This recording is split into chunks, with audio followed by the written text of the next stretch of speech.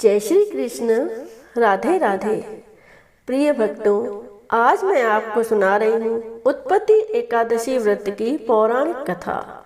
अगर आपको यह कथा पसंद आए तो मेरे वीडियो को लाइक करना और अपने भाई बंधुओं को शेयर करना और कमेंट में ओम नमो भगवते वासुदेवाय या श्री कृष्ण भगवान की जय अवश्य लिखना।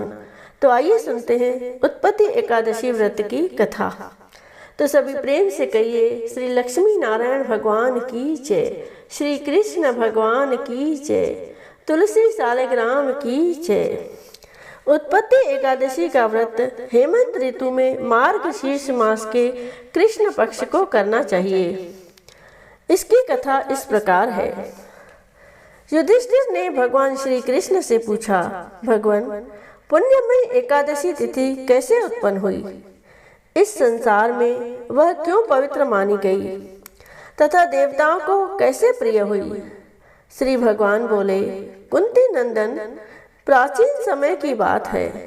सतयुग में मोर नामक दानव रहता था।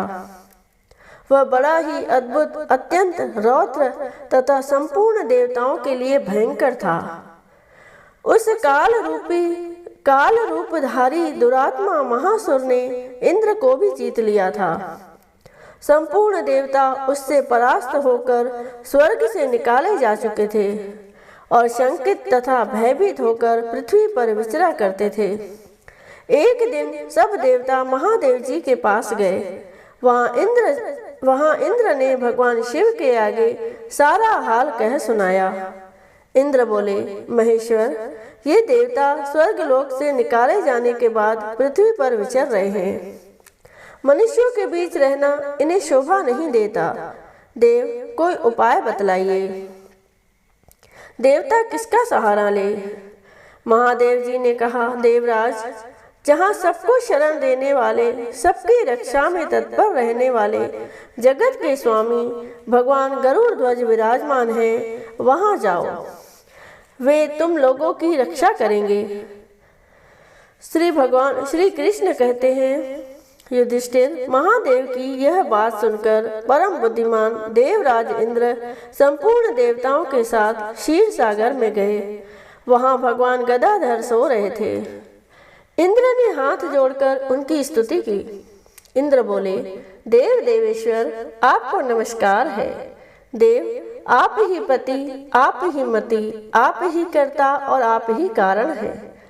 आप ही सब लोगों की माता और आप ही इस जगत के पिता हैं। देवता और दानव दोनों ही आपकी वंदना करते हैं। पुंडरीकाक्ष, आप दैत्यों के शत्रु हैं। मधुसूदन, हम लोगों की रक्षा कीजिए। प्रभु जगन्नाथ, अत्यंत उग्र स्वभाव वाले महाबली मूर नामक दैत्य ने इन संपूर्ण देवताओं को जीतकर स्वर्ग से बाहर निकाल दिया है। भगवान देव देवेश्वर, शरणागत वत्सल, देवता भयभीत होकर आपकी शरण में आए हैं। दानवों का विनाश करने वाले कमल नयन भक्त वत्सल देव देवेश्वर जनार्दन, हमारी रक्षा कीजिए। रक्षा कीजिए भगवान, शरण में आए हुए देवताओं की सहायता कीजिए। इंद्र की बात सुनकर भगवान विष्णु बोले, देवराज, वह दानव कैसा है? उसका रूप और बल कैसा है तथा उस दुष्ट के रहने का स्थान कहाँ है? इंद्र बोले, देवेश्वर, पूर्व काल में ब्रह्मा जी के वंश में तालजंग नामक एक महान असुर उत्पन्न हुआ था, जो अत्यंत भयंकर था। उसका पुत्र मोर दानव के नाम से विख्यात है। वह भी अत्यंत उत्कट, महापराक्रमी और देवताओं के लिए भयंकर है। चंद्रावती नाम से प्रसिद्ध एक नगरी है, उसी में स्थान बनाकर वह निवास करता है। उस दैत्य ने समस्त देवताओं को परास्त करके उन्हें स्वर्ग लोक से बाहर कर दिया है। उसने एक दूसरे ही इंद्र को स्वर्ग के सिंहासन पर बैठाया है। अग्नि, चंद्रमा, सूर्य, वायु तथा वरुण भी उसने दूसरे ही बनाए हैं। जनार्दन, मैं सच्ची बात बता रहा हूँ, उसने सब कोई दूसरे ही कर लिए हैं। देवताओं को तो उसने उनके प्रत्येक स्थान से वंचित कर दिया है। इंद्र की यह बात सुनकर भगवान जनार्दन को बड़ा क्रोध आया। उन्होंने देवताओं को साथ लेकर चंद्रावती नगरी में प्रवेश किया। भगवान गदाधर ने देखा कि दैत्यराज बारंबार गर्जना कर रहा है और उससे परास्त होकर संपूर्ण देवता दशों दिशाओं में भाग रहे हैं। अब वह दानव भगवान विष्णु को देखकर बोला, खड़ा रह, खड़ा रह। उसकी यह ललकार सुनकर भगवान के नेत्र क्रोध से लाल हो गए। वे बोले, अरे दुराचारी दानव, मेरी इन भुजाओं को देख। यह कहकर श्री विष्णु ने अपने दिव्य बाणों से सामने आए हुए दुष्ट दानवों को मारना आरंभ किया। दानव भय से विहल हो उठे। पांडुनंदन तत्पश्चात श्री विष्णु ने दैत्य सेना पर चक्र का प्रहार किया। उससे छिन्न भिन्न होकर सैकड़ों योद्धा मौत के मुंह में चले गए। इसके बाद भगवान मधुसूदन बद्रिका आश्रम को चले गए। वहाँ सिंहावती नाम की गुफा थी जो 12 योजन लंबी थी। पांडुनंदन उस गुफा में एक ही दरवाजा था। भगवान विष्णु उसी में सो गए।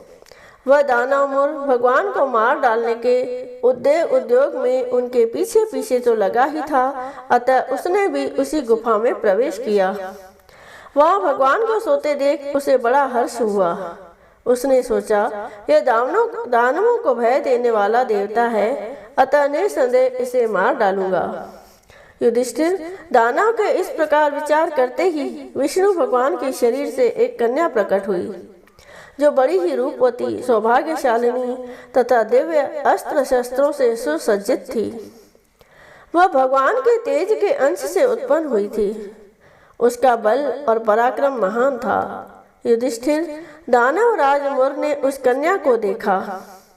कन्या ने युद्ध का विचार करके दानव के साथ युद्ध के लिए याचना की। युद्ध छिड़ गया। कन्या सब प्रकार की युद्ध कला में निपुण थी। वह मुर नामक महान असुर उसके हुंकार मात्र से राख का ढेर हो गया। दानव के मारे जाने पर भगवान जाग उठे। उन्होंने दानव को धरती पर इस प्रकार निष्प्राण पड़ा देखकर कन्या से पूछे, मेरा यह शत्रु अत्यंत उग्र और भयंकर था, किसने इसका वध किया है? कन्या बोली, स्वामिन, आपके ही प्रसाद से मैंने इस महादैत्य का वध किया है। श्री भगवान ने कहा, कल्याणी, तुम्हारे इस कर्म से तीनों लोकों के मुनि और देवता आनंदित हुए हैं। अतः तुम्हारे मन में जैसी इच्छा हो उसके अनुसार मुझसे कोई वर मांग लो। देव दुर्लभ होने पर भी वह वर मैं तुम्हें दूंगा, इसमें तनिक भी संदेह नहीं है। वह कन्या साक्षात एकादशी ही थी। उसने कहा, प्रभु, यदि आप प्रसन्न हैं तो मैं आपकी कृपा से सब तीर्थों में प्रधान, समस्त विघ्नों का नाश करने वाली तथा सब प्रकार की सिद्धि देने वाली देवी हूँ। जनार्दन, जो लोग आप में भक्ति रखते हुए मेरे दिन को उपवास करेंगे, उन्हें सब प्रकार की सिद्धि प्राप्त हो। माधव, जो लोग उपवास, नक्त भोजन अथवा एक भुक्त करके मेरे व्रत का पालन करें, उन्हें आप धन, धर्म और मोक्ष प्रदान कीजिए। श्री विष्णु बोले, कल्याणी, तुम जो कहती हो वह सब पूर्ण होगा। भगवान श्री कृष्ण कहते हैं, युधिष्ठिर, ऐसा वर पाकर महाव्रता एकादशी बहुत प्रसन्न हुई। दोनों पक्षों की एकादशी समान रूप से कल्याण करने वाली है। इसमें शुक्ल और कृष्ण का भेद नहीं करना चाहिए। यदि उदय काल में थोड़ी सी एकादशी, मध्य में पूरी द्वादशी और अंत में किंचित त्रयोदशी हो तो वह त्रिस्पर्शा एकादशी कहलाती है।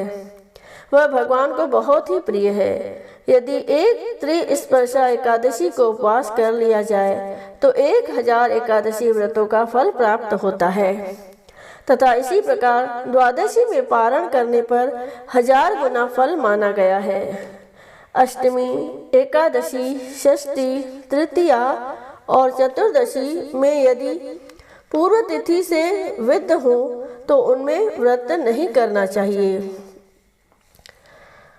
परिवर्तनी तिथि से युक्त होने पर ही इसमें उपवास का विधान है।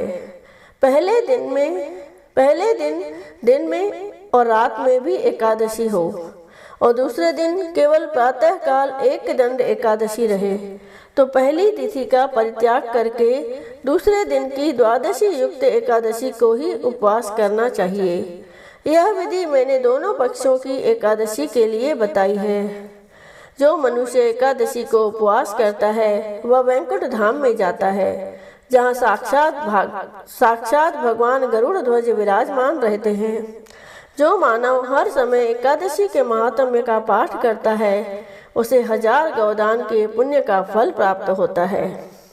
जो दिन या रात में भक्ति पूर्वक इस महात्म्य का श्रवण करते हैं वे निस्संदेह ब्रह्म हत्या आदि पापों से मुक्त हो जाते हैं। एकादशी के समान पाप नाशक व्रत दूसरा कोई नहीं है। तो सभी प्रेम से कहिए, लक्ष्मी नारायण भगवान की जय, श्री कृष्ण भगवान की जय, एकादशी माता की जय।